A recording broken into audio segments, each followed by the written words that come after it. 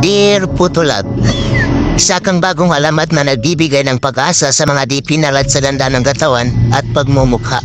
Isa kang ehemplo ng mga kalalakihan at kababaihan na matagal na panahon nang naiinis sa kanilang pagmumukha.